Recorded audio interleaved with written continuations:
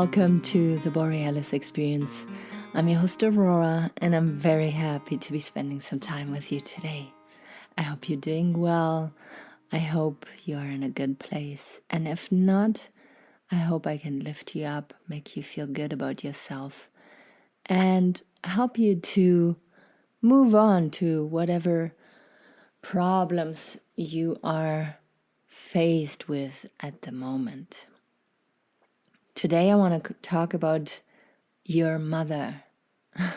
I remember when I was in grade 9 or 10, there were mother jokes out there, and I always thought they were very funny and can't stop giggling thinking of some of those jokes. But this episode today is not going to be about mother jokes. It is about your relationship with your mother. I received a message from a dear listener, a dear friend the other day, and he was explaining to me that his mom is sick and he has to take care of her. He lives with her, and that he keeps getting very, very angry. He then apologizes, and then his mom forgives him. But yeah, this situation is very tough and emotionally draining. And additionally to that, he tells me that no woman wants to stay with him in a relationship. He keeps meeting people, but yeah, it doesn't seem to be working out. They leave him, and he is, very sad about this, very desperate to meet someone and maybe get married even one day. So I decided to make an episode for him, and please know, whenever there's something that bugs you, that is weighing heavily on your heart, shoot me a message on Facebook or Instagram, and I will try and produce an episode for you. And I know in doing so, we can also help other people who might be struggling with similar problems. If you haven't already, please subscribe to this podcast. And if you feel very generous today, give me a 5-star review on Apple Podcast. It would mean so much to me. All right, let's dive in. Your mother. And don't get me wrong, if your mother has passed or if you were adopted, your primary caregiver is the first source of love that you experience.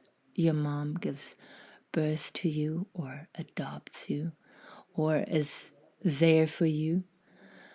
And this is basically your blueprint for love. She gives you food, she nurtures you with love, she teaches you things, and she is there for you in emotional distress. This is the ideal mother. I'm very aware of this. I'm very aware that there's some people out there who grow up with a primary caregiver, with a mother that is not able to provide all these things because maybe she hasn't received it herself when she was little. But let's assume that you were given pretty much everything you need from her when you were little and when you were growing up. If it happens that your mom is maybe left by her husband, by her father, by your father, and you live alone with her, it is tough on you as a child on many, many levels. Because first of all, kids usually feel,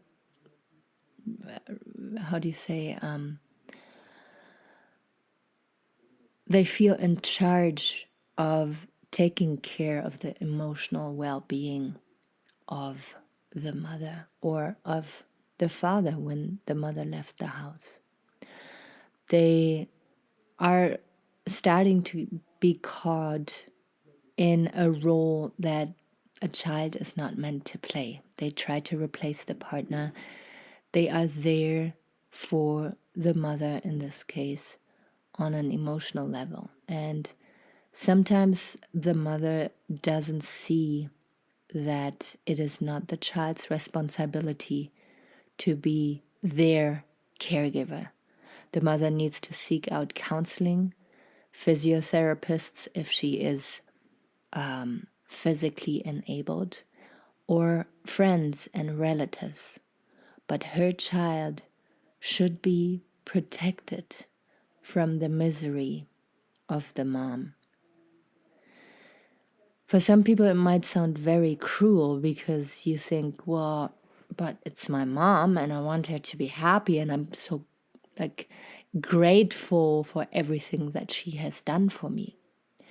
But you have to understand that there are boundaries that need to be set in order for both people, not only the child, but also the mother, to live a healthy life.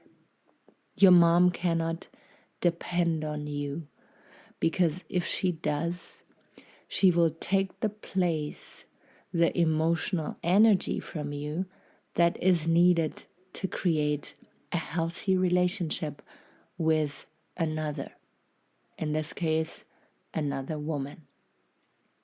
So it is just crystal clear to me that whenever my friend is meeting a girl and they get along well, but she realizes that all his emotional energy, all his mental energy, all his physical energy maybe is going into his mother, that she doesn't have a place in his life.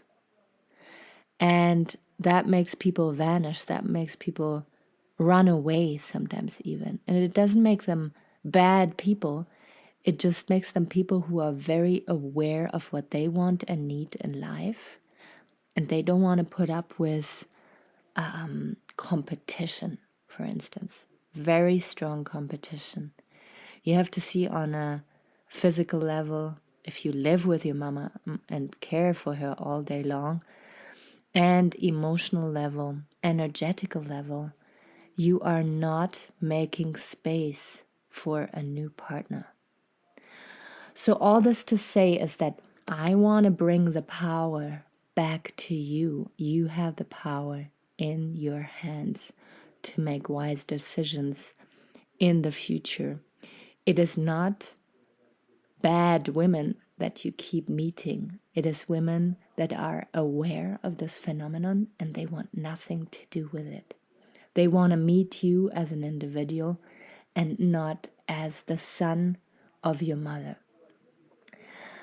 I recommend you look up codependency as well. I will put it in the show notes and have a little bit of a read there, because it is very important to know which boundaries you can set. And if blamed, if guilt tripped, if being called selfish, then you are being given tools on how to stand up for yourself.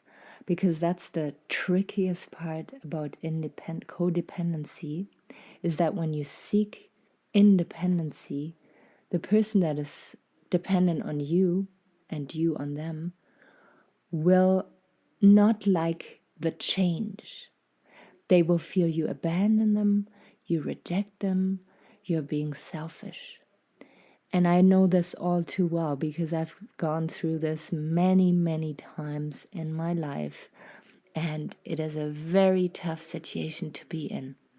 But setting boundaries in this case is really the only way out in order for you to have healthy relationships with other people. Yes, your mom gave you birth. Yes, your mom was there for you in the first years of your life. But you are supposed to be on this planet to pursue your life and your happiness without rejecting her or cutting her out of your life, but without being totally emotionally and mentally dependent on her.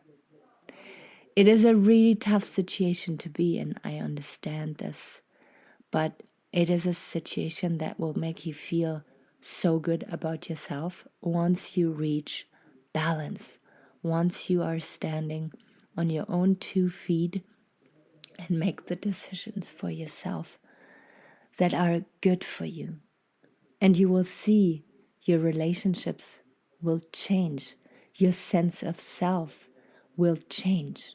It is no longer dependent on how your mother feels. Is she having a bad day? Oh, then you have to be a servant and you have to be accommodating and appeasing and maybe even the clown. No. The way your mom feels is her responsibility, and she has to seek help from other people. You can help her to find other people, and you can set boundaries in a very gentle way, right? You don't have to go see her now and throw everything at her head that I just told you. You can do it in a very gentle and graceful way and slowly remove yourself over time out of that situation. Another very important point, because now I just talked about your happiness and independency, is that your mom, as soon as you remove yourself a little bit, your mom will have to reach out to other people and be responsible of her health. And usually people get healthier. They don't totally heal, some do, but they get healthier because all of a sudden they are fully responsible for themselves. They reach out to other people who are not going to fall into the codependency game, and they're going to make space for novelty themselves. Because if you keep watering your neighbor's garden, they will soon lean back, drink their cup of coffee, and go about something else in their life. And you will end up having to water 2 gardens. As soon as you remove your garden hose out of your neighbor's garden, your neighbor has to start watering his garden again. And your relationship can be healthy again. You don't feel resentful towards him because you're doing him a favor and he's not really appreciated. And this is where I'm strongly certain my friend's deep anger and resentment comes from, because he can feel that there is an imbalance. He can feel that he cannot take enough care of himself and his life and his future. And this is why there will be nasty fights, ongoing fights, and then reconciliation and forgiveness. It's going to be like a cycle, a vicious cycle, until he decides to take really good care of himself. I hope this all made sense. I hope this was helpful. If you have any questions, please reach out to me. Let's have a talk. If you have any requests for new episodes, shoot me a message. And don't forget to give me a rating on Apple Podcast.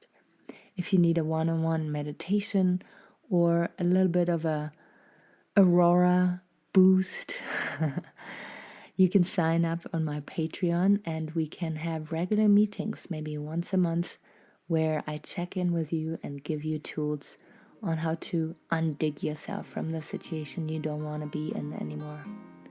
I'm sending my love out to you. I will be out there very soon again. Bye-bye.